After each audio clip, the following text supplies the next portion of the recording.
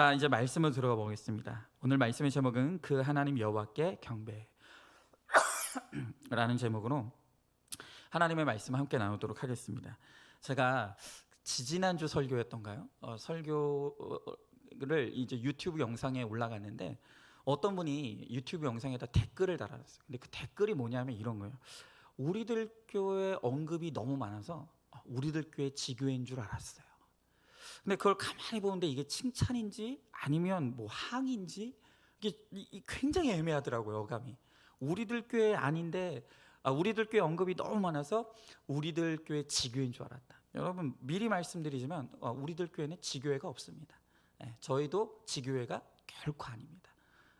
그러나 그럼에도 불구하고 저는 우리들 교회가 추구하는 이 구속사의 복음이 너무 성경적인 것을 믿고 우리들 교회가 너무 건강한 교회라는 것을 믿기 때문에 저는 함께 동참하고 따라가는 거예요. 여러분 사실 하물며 이 맛집 하나를 발견해도 따라하잖아요. 저희 집사람이 요리하는 걸 되게 좋아해요. 근데 저희가 요새는 외식을 잘 안 하는데 어디 가서 이제 외식을 하게 되면 맛있잖아요. 그럼 꼭 저희 집사람은 집에 와서 그걸 따라해봐요. 꼭 따라해요. 근데 한 번도 그 맛이 난 적은 없지만 하여튼 그 맛집을 따라해보는 거예요. 여러분 하물며 육신의 입에 맞는 맛집을 찾아도 그걸 따라하는데 우리들 교회는 영의 맛집이잖아요. 제가 잘하는 게 있어요. 좋은 건 따라해요. 제가 못하면 따라하기라도 해봐야죠.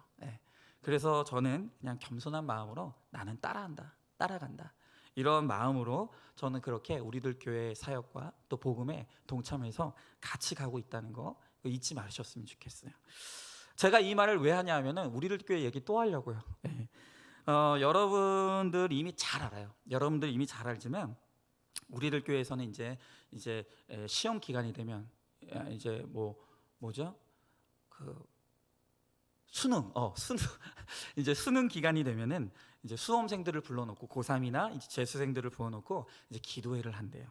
그런데 이제 그 기도회에 참석한 우리 그런 수험생들에게 머그컵을 주는데 그 머그컵에 뭐라고 써져 있냐면 붙으면 회개하고 떨어지면 감사하라 라는 문구가 써져 있는 머그컵을 다 준다는 거예요. 여러분 잘 읽으셔야 돼요. 붙으면 감사하고 떨어지면 회개하라가 아니에요. 붙으면 회개하고 떨어지면 감사하라. 여러분 이 문구가 이렇게 불려지게 된 그 계기가 이제 김양재 목사님께서 평신도 시절부터 재수생 큐티 모임을 16년간 인도했다는 거예요. 근데 그러면서 얻은 결론이 뭐냐면 고3 때나 재수할 때 아이들이 그런 고백을 한다는 거예요. 이제 김양재 목사님 집사 시절에 집사님 저는 정말 하나님께서 대학 붙여주시면 정말로 교회 열심히 다니고 큐티도 열심히 하고 교회에서 봉사도 열심히 할게요.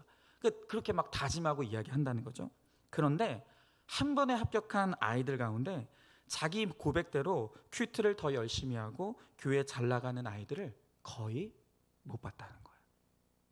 도리어 떨어진 아이들, 정말 시험에서 떨어지고 마음이 공고한 아이들이 그동안 들은 말씀을 기억하면서 더 하나님을 의지하고 청년부 리더와 임원으로 섬기는 것을 16년 동안 봐왔다는 거예요. 여러분 16년 동안의 임상이면 맞는 말이겠죠. 사실 요즘 아이들이요 밥 굶어서 고생하는 아이들이 거의 없죠. 그렇기 때문에 요즘 우리 아이들의 인생의 최대 고비와 또 고난이 있다면 그것은 틀림없이 입시생, 입시 시절 바로 그때일 거예요. 요즘의 아이들은 바로 그때가 인생에서 처음 만나는 가장 큰 절대절명의 고난일 것입니다. 근데 바로 그때가 하나님을 만날 최고의 기회인 거죠. 그래서 붙는 것보다 떨어지는 것이 영적으로 훨씬 유익하다는 거예요. 그래서 이제 김양재 목사님은 그것을 경험하면서 이제 대학에 붙은 아이들에게는 이제 회개를 촉구하는 거예요. 네가 얼마나 감당할 믿음이 안 되니까 하나님께서 내 영적 수준을 낮게 보시고 할 수 없이 너를 붙여준 거다. 그러니 회개해라. 또 떨어진 아이들에게는 하나님이 너의 영적인 수준을 진짜 높게 여기셨다. 그래서 너에게 재수를 허락하신 거다. 너를 크게 쓰시려는 하나님의 계획이니 이보다 더 감사한 게 어디 있겠니? 할렐루야 감사해라. 축복해 준다는 거예요. 그렇게 해서 붙되 떨가. 붙으면 회개하고 떨어지면 감사해라. 이 말이 만들어지게 됐다는 거죠. 여러분, 이런 고백을 아무나 할 수 있는 게 아니에요. 우리가 듣기에는 좋아요. 우리가 들을 때는 좋지만 막상 내 자식이 그렇게 열심히 공부했는데 원하던 대학에 들어가지 못하고 또 내 인생이 원하던 길로 가지 못할 때 그때 감사하고 또 감격할 수 있다는 것은 그는 절대적인 하나님에 대한 믿음과 신뢰 없이는 절대로 할 수 없는 고백이라는 것입니다. 그래서 오늘은 그 하나님께 경배한다는 것, 그 하나님 여호와께 경배한다는 것이 어떤 것인지를 오늘 우리가 함께 나누기를 원해요. 자, 첫 번째로 하나님께 경배한다는 것은 성공의 자리에서 금식하고 회개하는. 여러분, 누가 하나님께 경배하는 사람이라고요? 성공의 자리에서 금식하고 회개하는 거예요. 자, 오늘 1절의 말씀에 보니까 그달 20 날에 이스라엘 자손이 다 모여 금식하며 굵은 베옷을 입고 티끌을 무릅쓰며 라고 했습니다. 여러분, 이 느부갓네살에 의해서 이제 이스라엘이 완전히 망하면서 140년 동안 무너져 있던 예루살렘 성벽이었어요.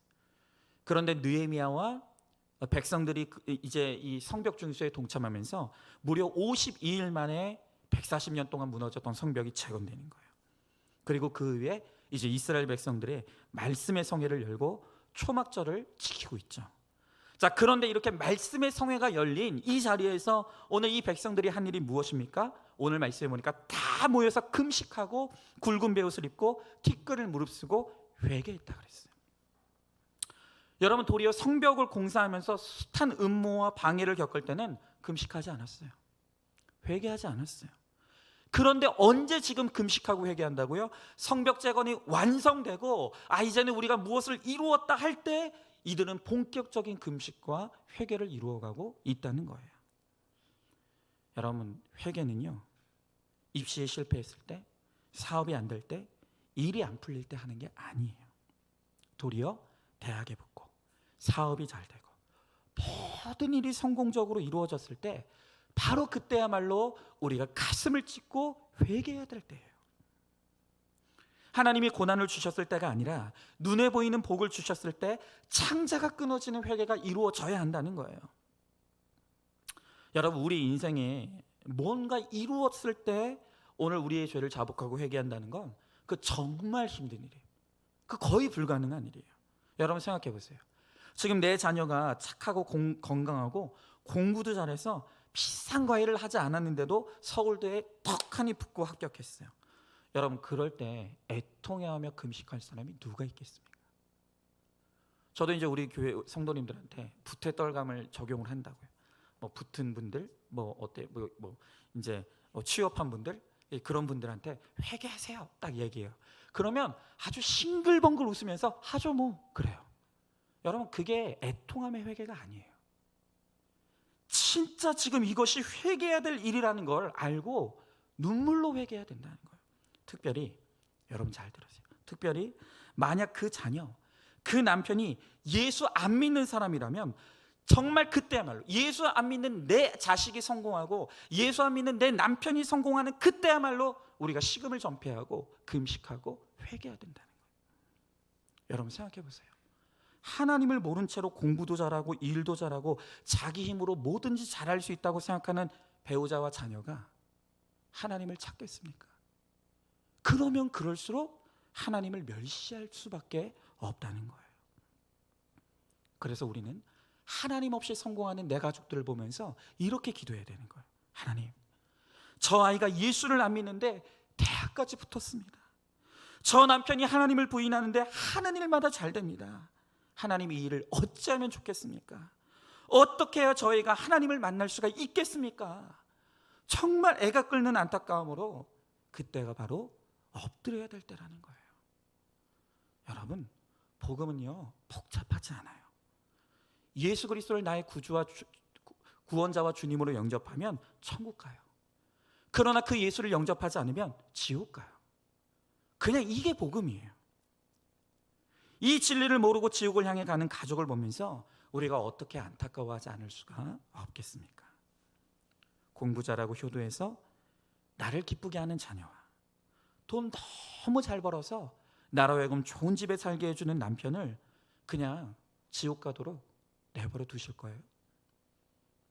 그냥 자기들끼리 잘 사니까 그걸로 됐다. 그게 지금 믿음의 삶을 살아가는 부모가 할 일입니까? 아니라는 거예요. 여러분, 안 믿는 남편과 자녀가 화려한 금그릇일수록 깨지기 어려워요. 여러분, 깨지기 쉬운 그릇은 질그릇이에요. 질그릇은 잘못 실수로 떨어뜨려도 금방 깨져요.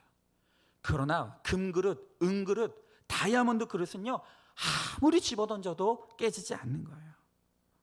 여러분, 질그릇이 돼야 하나님 앞에 깨어지고 하나님의 뜻대로 빚어질 수 있는 것이죠. 이렇게 겉으로 화려한 금그릇 남편, 또 금그릇 자녀를 보면서 흡족해할 것이 아니에요. 그들이 금그릇이라서 하나님을 만나지 못하고 하나님과 멀어지고 있는 것을 여러분 아파해야 돼요. 또 김양재 목사님 한번 이야기할까요? 김양재 목사님 남편이야말로 정말 어느 모로 보나 금그릇이었다는 거예요. 생각해 보세요. 번듯한 의사죠. 바람도 안 피우죠. 성실하죠. 부모님께 효도하고 매사에 성실한 부지런한 남자예요. 여러분, 이런 남편이 어딜 봐서 허점이 있습니까? 어딜 봐서 깨질 구석이 있습니까? 금그릇이었다는 거예요. 장로님, 권사님 아들이면서 본인은 예수님 믿지 않았어요. 그래서 이 김양재 목사님이 평신도 시절에 정말 애통함으로 남편을 위해서 기도했다. 어떻게 기도했습니까? 하나님, 정말 저 사람이 개미처럼 일하다가 지옥에 가면 어떡합니까? 제발 저 사람에게 인생의 허무함을 알게 해주세요. 병원이 망해도 좋습니다. 그렇게 해서라도 남편이 주님 만날 수 있다면 제 목숨 걷어가셔서라도 제 남편 구원해 주세요. 정말 날마다 그렇게 기도했다는 거예요. 여러분, 이런 간증 들으면요, 진짜 듣기 싫어하시는 분들 많아요. 아니, 꼭 남편 하는 일을 망하게 기도해야 되느냐? 꼭 예수 믿어도 그런 식으로 예수 믿어야 되느냐? 굉장히 기분 나빠하시는 분들이 많아요. 그러나 하나님께서 김양재 목사님의 기도를 옳다고 증명해 주시는 사건이 왔죠. 그리고 그 기도의 응답으로 도무지 깨지지 않을 것 같았던 금그릇 같은 남편이 이 급성 간암으로 쓰러지면서 그 병상에서 자기 죄를 다 토설하고 온전히 회개를 이루고 천국 가는 모습을 보여주셨다는 거예요. 그리고 남편이 하루아침에 죽은 그날 남편의 관 앞에서 폈던 말씀이 여러분 내일 큐티 본문에 나와 있습니다. 그가 주님을 믿고 죽었다라고 한다면 그것은 공평한 것이다. 여러분, 내일 큐티 본문 한번 보세요. 내일 큐티 본문이 김양재 목사님이 남편 죽고 관을 앞에 두고 폈던 말씀이에요. 여러분, 이 남편 구원뿐입니까? 이 사건이 간증이 되어서 하나님께서 그 간증을 사용하셔서 30년이 지난 지금 큐티 성교회와 우리들 교회라는 너무나 건강한 교회를 통해서 많은 영혼들이, 여러분, 우리 교회도 얼마나 많은 그 혜택을 보고 있습니까? 사실 교회 다니면서 편하고 풍족한 환경을 원할 뿐이지 정작 중요한 구원은 장신물로 여기는 분들이 너무 많아요. 그냥 입으로는 구원 외치지만 사실 정말로 원하는 것은 그냥 이 땅에서 잘 먹고 잘 살고 평안한 거, 내 자식들이 속썩이지 않고 그냥 가정 평안하고 직장생활 잘하는 게 그냥 인생의 유일한 목적인 분들이 너무 많다는 거예요. 그러나 오늘 김양재 목사님도 정말 구원을 원하는 정말 하나님의 사람들은 남편의 성공보다 남편을 통해 누리는 부유함과 안락함보다 그냥 일시적인 위장된 평안이 아닌 정말 구원을 원하는 그러한 기도를 오늘 하나님 앞에 올려드린다는 거예요. 여러분, 물론 대학에 합격하고 사업이 번창해서 하나님께 영광 돌리게 해달라고 기도할 수 있어요. 여러분, 그런 기도도 해야 돼요. 그런데 문제는 뭐냐 하면은 그렇게 대학 합격하고 사업이 번창하게 해주셔서 하나님께 영광 돌리게 해달라고 할 때 사실 대부분의 사람들의 기도의 초점은 어디 있어요? 하나님께 영광이 아니에요. 그건 그냥 부속물 같은 고백일 뿐이고 진짜 우리의 초점은 그냥 잘되고 번창하는. 그러니 우리 기도가 응답이 안 돼요. 여러분, 영과 육은 이원론이 아니라 일원론이에요. 영이 살아야 육도 살아요. 그런데 영이 죽어 있고 영이 무너져 있으니 육도 안 되는 것뿐이에요. 여러분, 육이 무너지는 만큼 영이 세워집니다.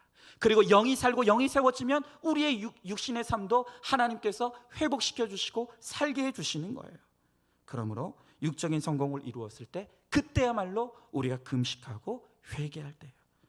그것이 바로 우리의 영도 살고 우리의 육도 사는 길이라는 것입니다. 자, 여러분 한번 질문해 보시죠. 바라던 일이 이루어졌을 때 회개한 경험이 있습니까? 여러분, 싱글벙글 웃으면서 회개하는 거 말고요. 그 회개 아니에요. 그 회개 아니에요. 정말 눈물 흘려가면서 하나님, 내가 교만할까 무섭습니다. 하나님, 이것 때문에 내 가족이 하나님을 더 멀리할까 무섭습니다. 정말 눈물로 기도하신 적이 있냐고요. 믿음 없는 가족이 하는 일마다 잘 될 때 하나님을 만날 기회를 놓쳤다고 안타까워하고 있습니까? 하나님 없이 성공하는 남편과 자녀가 제공해주는 안락한 환경을 포기하고 그들이 실패해서라도 구원받게 해달라는 기도를 여러분들은 할 수 있겠습니까? 한번 스스로 질문해 보세요. 그리고 오늘 목장톡에 한번 그들이 실패해서라도 구원받게 해달라는 기도를 할 수 있겠는지 한번 나눠보세요. 자, 두 번째로, 하나님께 경배한다는 것은 성공의 자리에서 이방의 가치관을 끊어내는 것이라는 거예요. 자, 오늘 2절의 말씀에 보니까 모든 이방 사람들과 절교하고 서서 자기의 죄와 조상들의 허물을 자목했다라고 그랬어요.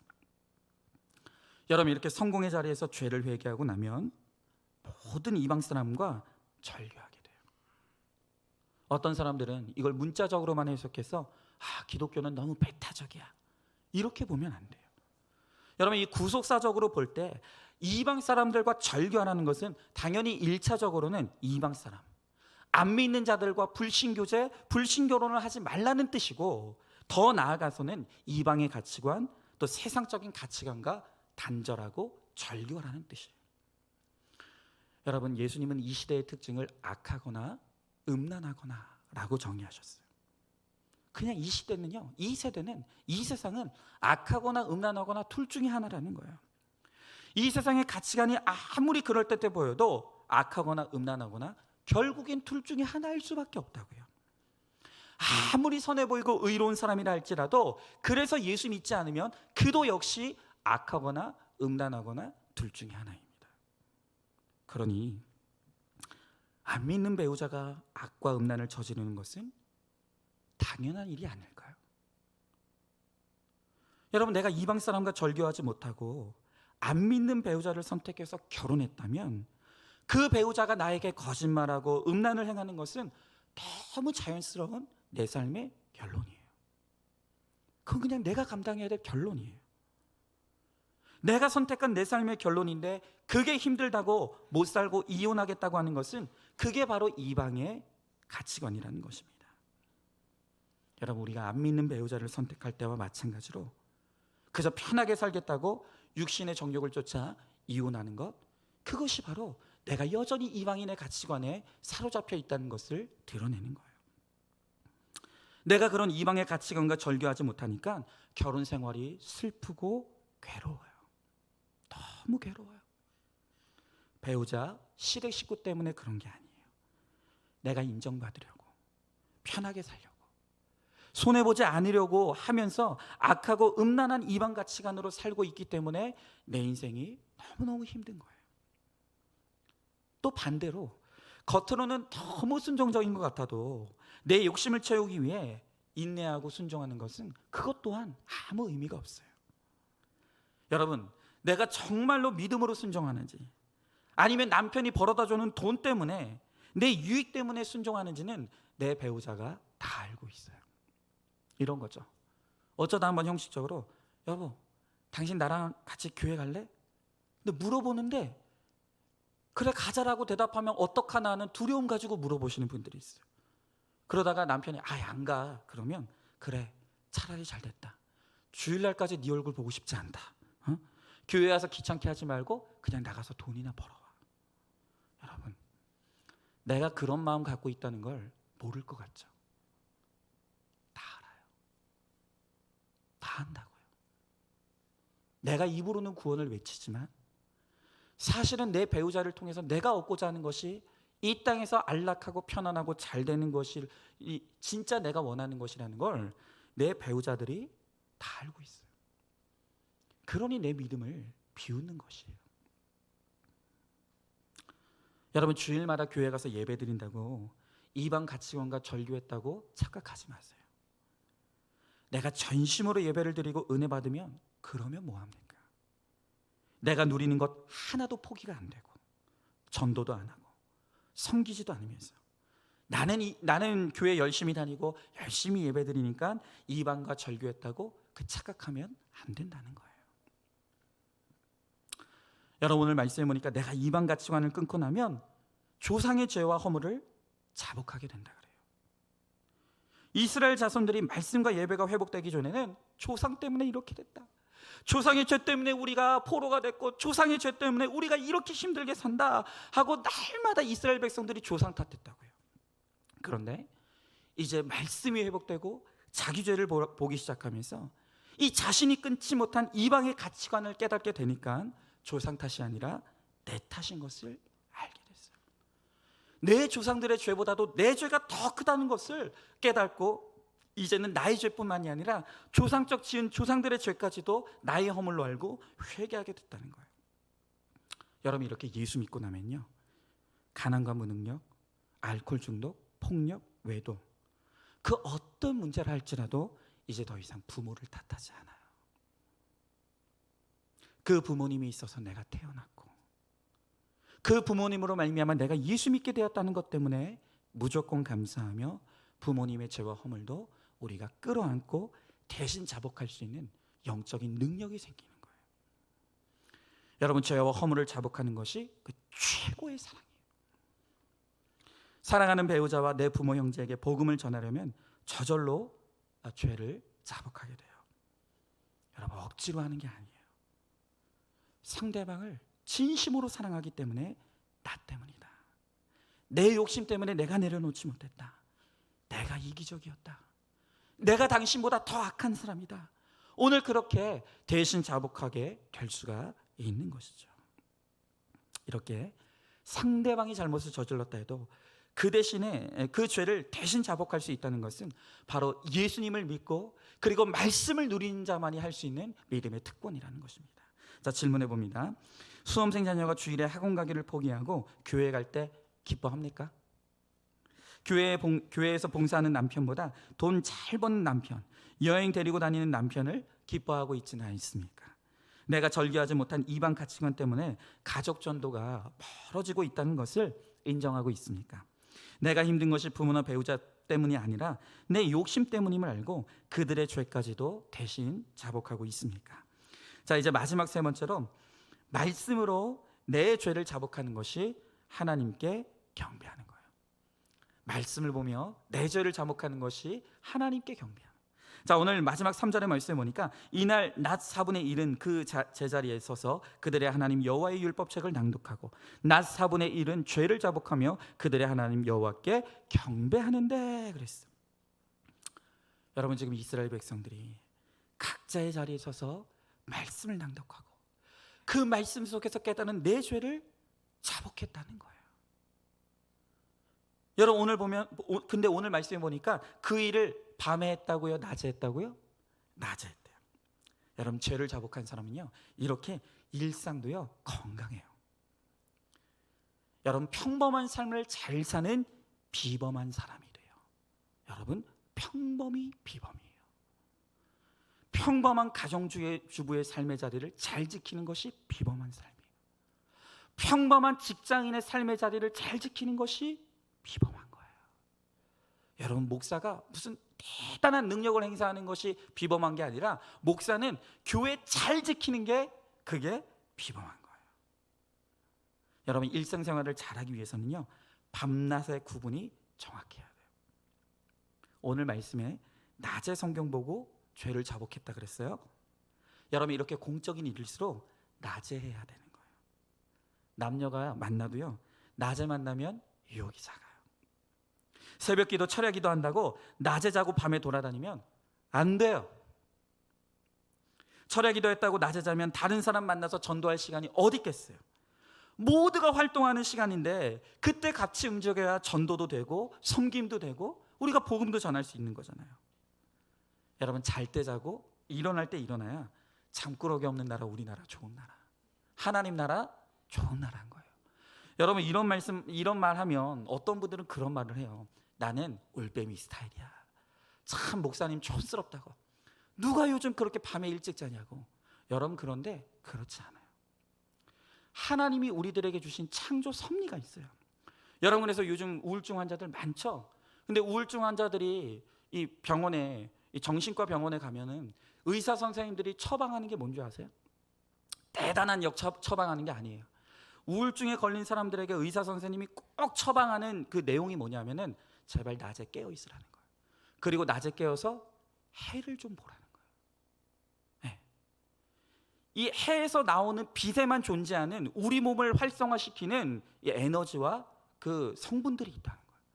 그래서 의사 선생님들이 무슨 대단한 약 처방하는 게 아니라 우울증 환자들에게는 반드시 낮에 아침에 일어나서 밖에 나가서 해를 보라 그러는 거예요. 여러분, 이렇게 하나님께서 밤을 주신 목적대로 잘 자고 부지런히 쉬고, 또 하나님이 낮을 주신 목적대로 부지런히 복음을 위해서 섬기고 또 복음을 전하는 일을 할 때 바로 그 인생이 건강한 인생인 거예요. 여러분, 이방 가치관과 절규하고 죄를 자목하면요, 오늘 말씀처럼 말씀이 재밌어져요. 자, 오늘 말씀해 보니까 이스라엘 백성들이 낮 시간의 4분의 1인 3시간은 말씀 받다. 세상에 3시간을 말씀을 묵상하는데도 지루하지가 않아요. 그리고 낮 시간에 또 다른 4분의 1인 3시간은 그 말씀을 보고 깨닫는 죄들을 자복하는 데 썼다는 거예요. 무려 6시간을 말씀 보고 회개하는 일에 그들이 썼다는 거예요. 여러분, 공부는요, 머리로 하는 게 아니라 엉덩이로 한다는 말이 있어요. 어느 목사님이 성경을 오래 읽으면서 오래 앉아있는 훈련이 되었다 그랬어요. 그래서 자녀들에게도 성경을 오래 읽고 암송하게 했더니 영어 단어도 잘 배우고 독학으로 기타도 배우고 학습이 향상됐다고. 그런 말씀하시는 걸 들었어요. 여러분, 말씀이 지루하지 않고 재미있는 이유가 뭐겠어요? 깨닫는 게 있기 때문이에요. 여러분, 말씀을 볼 때 깨닫는 게 있는 사람은요, 그 말씀이 신선해요. 재밌어요. 그 말씀이 살아있는 거예요. 그러므로 율법의 행위로 그 앞에 의롭다 하심을 얻을 육체가 없나니 율법으로는 죄를 깨닫는다 그랬어요. 너희 원수를 사랑하라 그랬어요. 오늘 이런 말씀을 읽을 때마다 내가 원수는커녕 가족도 사랑할 수 없는 죄인이라는 것을 날마다 깨닫는 거예요. 그 말씀을 읽을 때 모든 인물들이 다 내가 되는 거예요. 여러분, 그런데 이렇게 말씀을 읽는 사람이 어떻게 말씀이 재미가 없겠어요? 그런데 말씀을 읽고 성경을 들어도 이게 도대체 나랑 뭔 상관인지, 도대체 이걸 내가 왜 읽어야 되는지, 말씀을 통해서 깨닫는 죄가 없으면 말씀이 재미가 없는 거예요. 떠나는 거예요. 여러분, 하나님은요, 한꺼번에 말씀을 깨닫게 하시는 법이 없어요. 절대 그렇게 안 하십니다. 하나님은 오늘 말씀을 통해 오늘 깨달을 내 죄만 보게 하세요. 그리고 내일 보았더니 다 깨달은 줄 알았는데 내일 말씀을 통해서 보게 되는 새로운 또 내 죄가 있는 거예요. 이렇게 하나님은 말씀을 통해서 날마다 내가 봐야 될 내 죄들을 새롭게 보게 하시는 역사들을 우리 가운데 이루어 가신다는 거예요. 그래서 천국 가는 그 날까지 날마다 말씀을 보고 죄를 자복하는 것이 바로 그것이 우리 그리스도인들의 삶이라는 거예요. 바로 그것이 하나님께 경배하는 인생이라는 것입니다. 자, 여러분, 질문해 봅니다. 하루의 낮과 밤을 여러분 어떻게 보내고 계세요? 물론 오늘 우리들 가운데 어쩔 수 없이 2교대 3교대로 근무하면서 그렇게 밤 시간에 깨어 있어야 하는 분들도 있어요. 그러나 그런 분들을 제외한 나머지 분들 가운데서는 정말 부지런히 쉬는 것을 게을리하고 부지런히 일하는 것을 게을리해서 낮과 밤이 바뀐 분들이 너무 많아요. 내가 혹시 그런 사람이 아닌지 한번 돌아보고 회개하셨으면 좋겠어요. 또 가족을 마땅히 섬기고 평범한 삶 속에서 예수님 믿는 사람의 비범함을 보이고 있습니까? 날마다 듣고 또 들어도 날마다 깨닫는 것이 있는 말씀의 즐거움을 누리고 있습니까? 육적으로 성공하는 것이 아니라 언제나 말씀을 가까이 하며 내 죄를 자복 가능하시 하나님 여호와께 경배하는 것임을 알고 있습니까? 자, 여러분, 말씀을 마칩니다. 오늘 이스라엘 백성들이 그 하나님 여호와께 경배했다 그래요. 여러분, 하나님께 경배한다는 것은 어떤 것이라고요? 그것은 성공의 자리에서 금식하고 회개하는 것이라 그랬어요. 여러분, 이제 우리는 거꾸로 가는 인생이에요. 거꾸로의 적용을 이루는 인생이에요. 모든 사람이 내 자녀 합격했다고, 내 남편 내 아내 승진했다고 즐거워하고 기뻐할 때, 그때 금식의 자리에 들어가서 회개하는 것이 하나님께 최고의 영광을 돌리는 거예요. 또한 성공의 자리에서 이방의 가치관을 끊어내는 거예요. 내가 이 성공으로 말미암아 교만해질까? 내가 이 인생의 평안함으로 말미암아 말씀으로부터 멀어질까? 내가 이것 때문에 교만해져서 하나님을 대적하지 않을까 두려워하는 거예요. 그리고 말씀으로 날마다 내 죄를 자복하는 것, 그것이 바로 하나님이 기뻐하시는 최고의 경배라는 거예요. 여러분, 내가 있는 곳이 바로 그것이 예배의 자리가 되길 원해요. 내가 있는 그곳이 하나님께 영광 돌리는 자리가 되길 원해요. 세상 사람들은 죽었다 깨어나도 할 수 없는 그 믿음의 적용을 이루어가며 직장 가운데 예수 그리스도를 드러내고, 나의 가정 가운데 예수 그리스도를 드러내고, 오늘 나의 삶을 통해서 주님을 경배하는 오늘 그러한 인생을 우리가 살아가기를 원해요. 오늘 이 시간 예배합니다. 오늘 이 찬양 우리 같이 찬양하시고 하나님께 경배하는 인생이 되기를 결단하시기 바랍니다.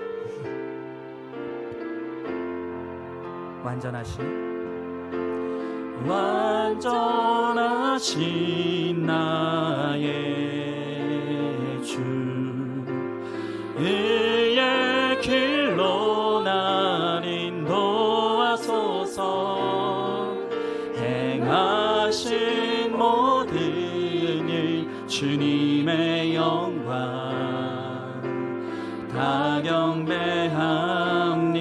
우리 한 번 더 고백합시다. 완전하신 나의 주님, 완전하신 나의 주, 의의 길로 날 인도하소서. 행하신 모든 일 주님의 영광 다 경배합니다. 예배합니다. 찬양합니다. 주님만 날 다스리소서. 예배합니다. 찬양합니다. 주님 홀로 높임. 우리 한 번 더 찬양합시다. 주님은 완전하십니다.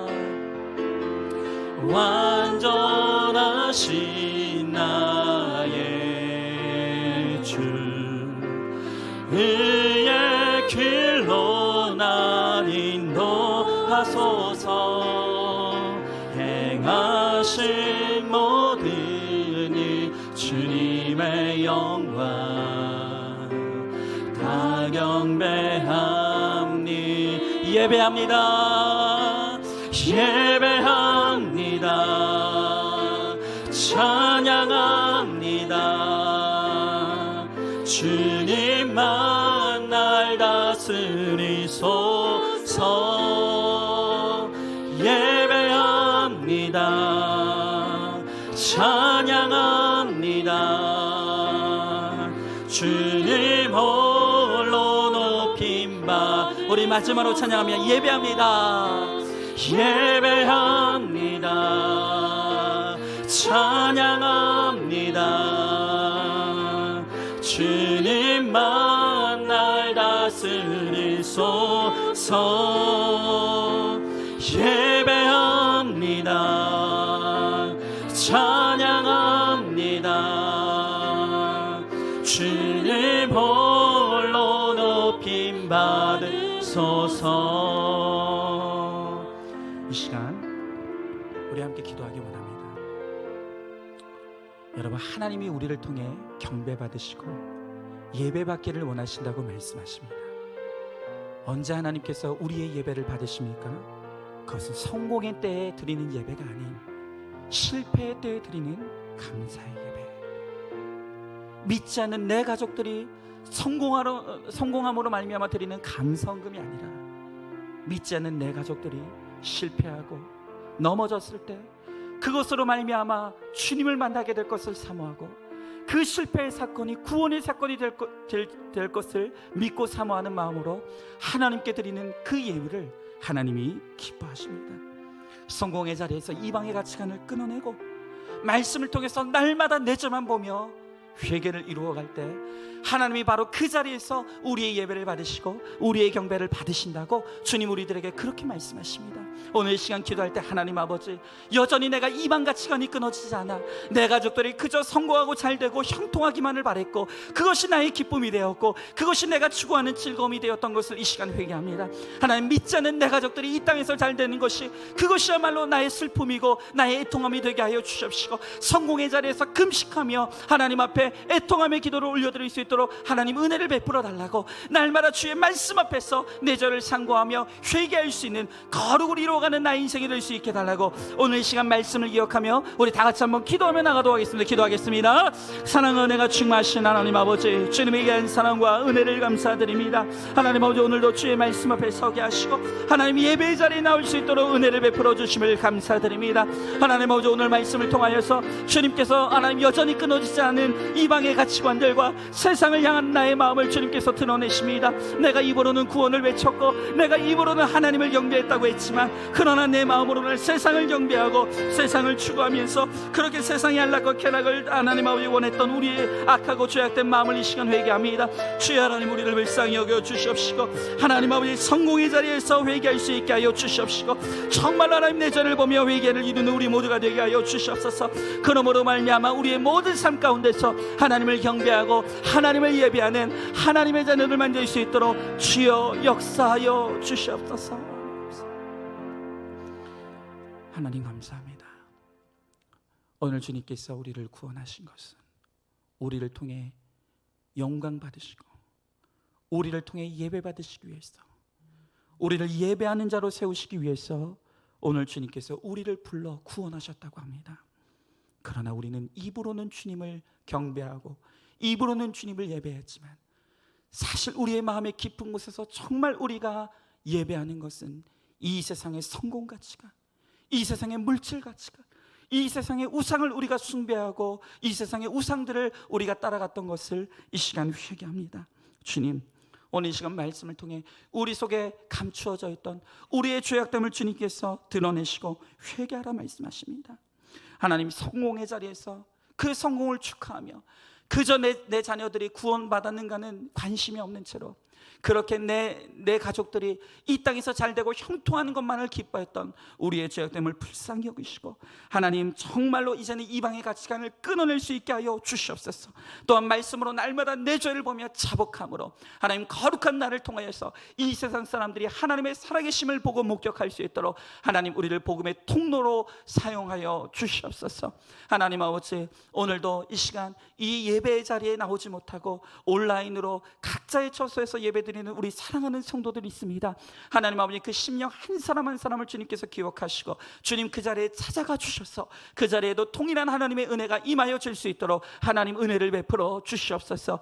하나님, 이 코로나 때가 하나님 정말 우리들에게 고통과 아픔이지만 바로 이때가 우리가 우리의 우상을 깨트리고 하나님께 자복하며 나아갈 가장 좋은 환경인 것을 깨닫고 이 시간 철저한 회개를 이루며 하나님과 나의 관계가 가까워지는 귀하고 복된 시간만 될 수 있게 하여 주시옵소서. 우리 주님께서 반드시 그렇게 하여 주실 줄 믿사오며 사랑이 많으신 우리 예수님 이름 받들어 기도드리옵나이다. 아멘.